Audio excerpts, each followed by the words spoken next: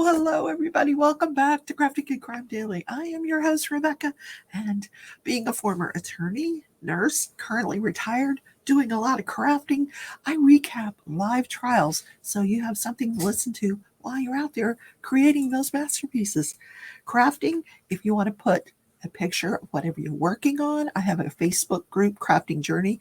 All you have to do to join is answer a couple of questions. A link to that should be down in the description. So, look, I got my Temu romper on. I'm ready to go. So today we're going to talk about the Arizona rancher. Yes, we're going back to that case because I kind of neglected it. It's not being picked up by Court TV or Law and Crime anymore. They started out there. They're not there anymore. And I suspect part of the reason is the length of time that this case is taking. 2 weeks. So, and the judge, let me tell you, this judge, he has had enough. So let me just briefly recap what this case is about. Arizona rancher George Allen Kelly, 75 years old. He's living on the border on this 100-acre ranch that he worked his whole life for. He and his wife, Wanda, and they live on this ranch. They don't have a lot of cattle. They've got a horse. They've got, a few things. They've got some Labrador retrievers that follow him around. He's got a couple of AK-47s that he guards the property with. And on January 30th, 2019, he is alleged to have shot and killed an illegal immigrant that was trying to cross the border from Mexico into the United States via George Allen Kelly's property.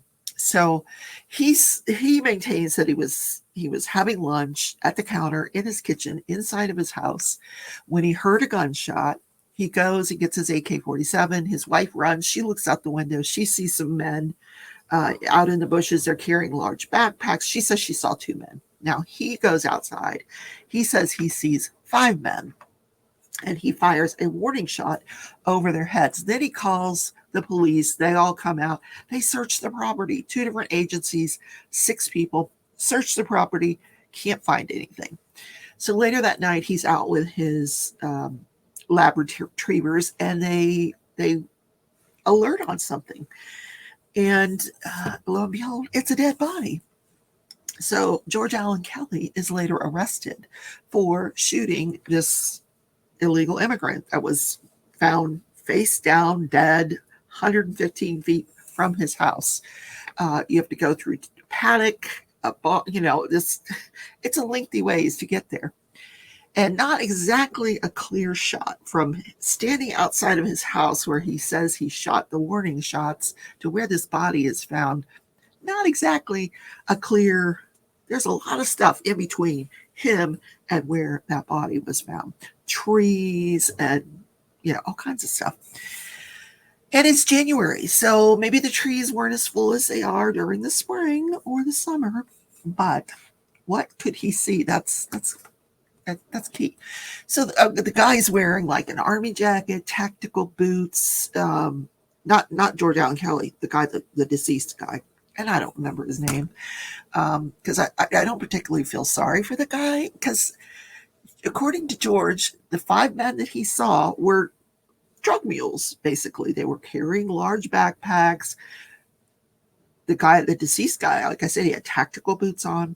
He had radio. He had all this, a fanny pack. They didn't find a backpack on him, but they found the radio on him. And then this other guy, Daniel Ramirez Valero, who initially lies about his identity, he makes a statement that he witnessed this, that he's out there with him that night, and that he, after it happened, ran across the border back into New Mexico. Now, during the last few days of testimony, the prosecution's done a pretty good job at debunking this Daniel Ramirez. He was not credible at all when he was on the witness stand. And they conduct their interviews of Daniel Ramirez in New Mexico. They're conducting a U.S. murder investigation in New Mexico without the permission of any authorities in New Mexico.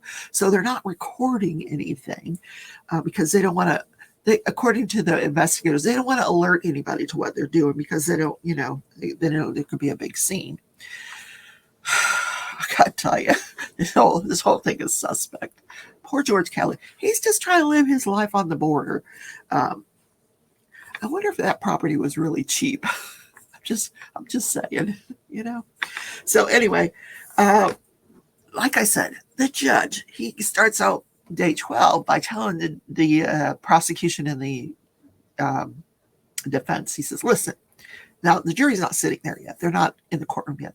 He says, you told me this is going to take 2 weeks. Today is 2 weeks, and we are nowhere near done. And I have told the jury that by the end of next week, I can get them back to their jobs. And I don't want to break my promise. So by Thursday, this has got to be done. And your cross-examination of this witness is done, talking to the defense. And she's like, no, I've got quite a bit more. And he goes, like what? And she tells him, she goes, you could do that. You could call him in your case in chief and do that. And she's like, I could also do it now. I'm entitled. I don't. He goes, the jury's coming in. You got 5 minutes to cross-examine this witness. So she's like, Your Honor, I object. I have a whole line of questioning that I want to go through with this witness. And he's like, okay, now you got 4 minutes. Bring in the jury. I'm like, whoa. So following the end of her, and 4 minutes into it, man, he cuts her off, tells her to sit down. Sit down.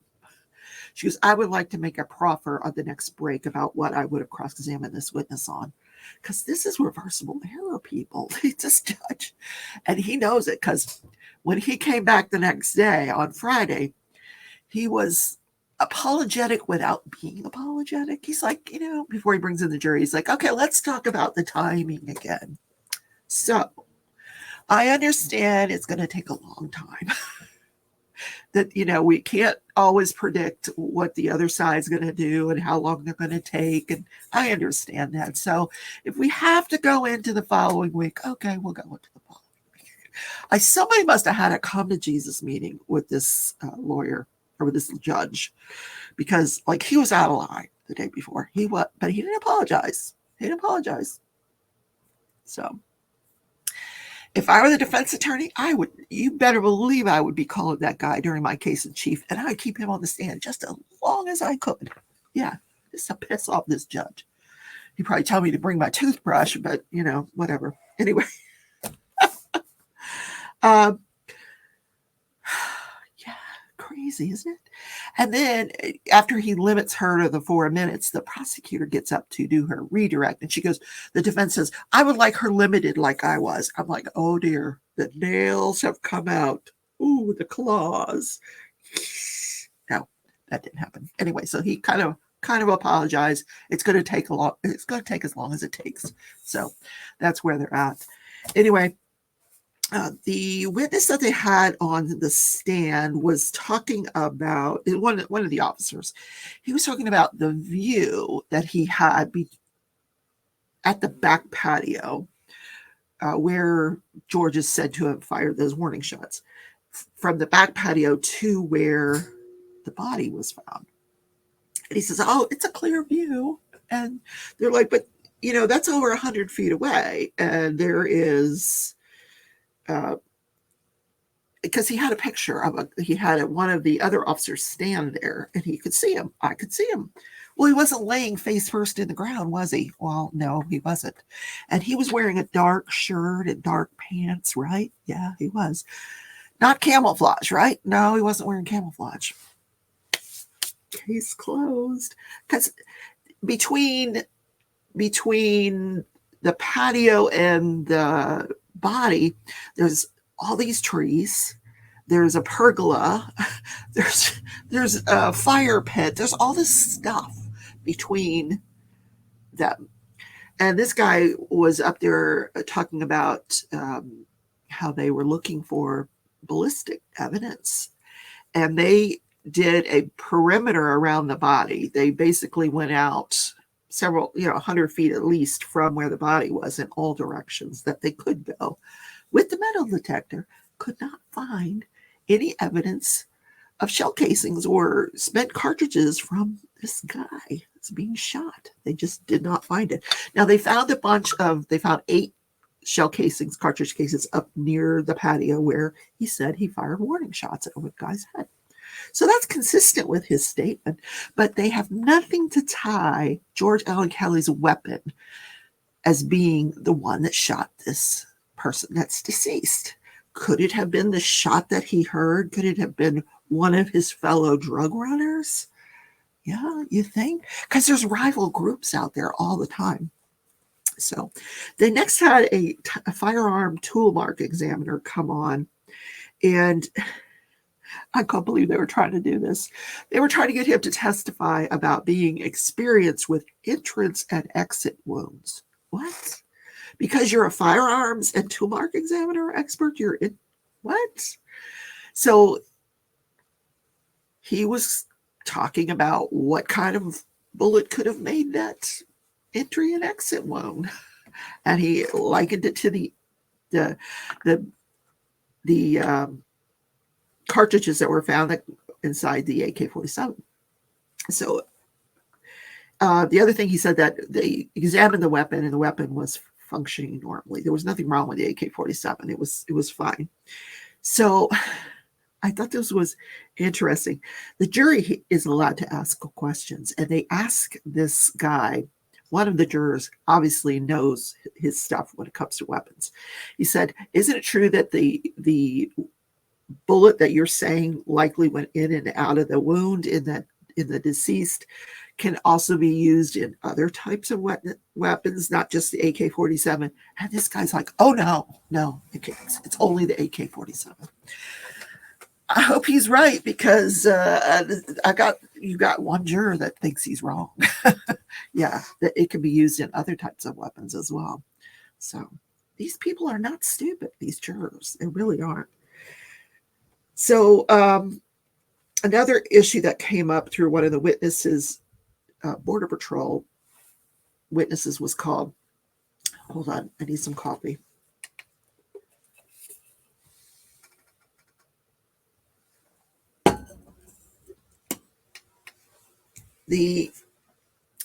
There's a guy that runs cameras. The Border Patrol has cameras all throughout this area, even George Allen Kelly's property. And these cameras are basically a trade secret. They're not allowed to talk about the operating system, how they work, whether they're motion activated, whether they're sensitive or not sensitive, what levels they can pick up. But I can tell you who can't talk about that. The drug mules. They know where all these cameras are. But in any case, they pulled camera footage from George Allen Kelly's property the night of January 30th, that afternoon and the whole day, to see if they saw anything on the camera. And the only thing they see on the camera is George Allen Kelly walking towards the pump house. That's the only thing it picked up. What did it not pick up? But I did think it was interesting that he had to admit that the drug mules know, and they're not calling them drug mules. I'm calling them drug mules. But these people, they know where the cameras are. They're smart. So I thought it didn't really mean anything to me, this whole Border Patrol camera thing. I thought it was interesting. But one of the things that these smugglers are known to do is to walk in these ditches and stuff to avoid the cameras. And that's what they were doing in this case. So then on Thursday afternoon, they packed a jury into a van, all 12 of them. I think there has to be 8 jurors, and then there's 4 alternates. So it's weird in Arizona, 8 jurors instead of 6 or 12. So all 12 of them, they get in this passenger van and they drive out to George Allen Kelly's ranch. And they've got this list, and I tried to find the list. There's 15 things on this list that they're going to get to see. A couple of pump houses on the property, George Allen Kelly's house, different things that have been talked about: the fire pit, the pergola, the paddock, the horse. They even drove to the border wall, which, as I understand it from listening to these witnesses, you can see the border wall from his property. It's visible right there. So they all got to go see it. And the only question that, because like I said, they're allowed to ask questions. So after they go to this jury view, they all come back to the courtroom, and they like, got any questions. So one of the questions was, yeah, who's the guy that was there in the green shirt? And they described this guy. So now they're all thinking, what guy? Guy. So the judge is saying, well, maybe they're talking about an intern. Like, who are they talking about? Well, it turns out it was Mrs. Kelly's lawyer who had agreed to help out the court arrange for this jury view. So he just wanted to make it clear to the juror that asked this question that it wasn't a family member, it wasn't anybody that worked there, it was just somebody that was helping them out. He was not going to tell them that it was Mrs. Kelly's lawyer. Interesting, huh? And that's it. That's where we're at. Okay, now I have to finish Friday's testimony, but one of the things that the judge rectified during his apology, so to speak, was he says, in order to expedite this thing, would you guys, because they haven't been having court on Monday, would you guys be willing to come back and have court on Monday? And they're like, sure. We'll have court on Monday. But then he brings the jurors in, and he's like, we'd like to have court on Monday if it's okay with you. Now, I don't know what they said. I listened to the whole video. Don't know what they said about coming back on Monday. It's Monday. I don't see them there, but it's New Mexico, so they may not have started yet. But in any case, I'm going to keep you guys caught up on this case.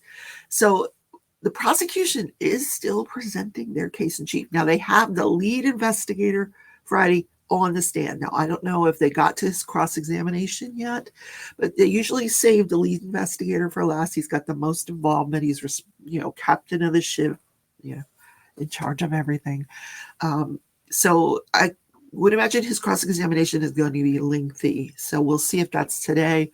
The defense was asked to have witnesses ready should they have to start their case in chief Monday. We don't know if George Allen Kelly is going to take the stand. He might. It might benefit him to do so.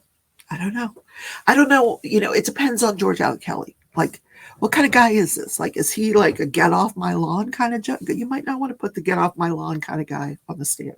Just saying. That might not be a good idea. Anyway, things to get to today. You'll see me again today because there is a sentencing that's going to take place in about an hour on the Hannah Gutierrez Reed case. That's the Rush movie set shooting where Alex Baldwin shot a live round out of his weapon that killed Helena Hutchins, the cinematographer on the set.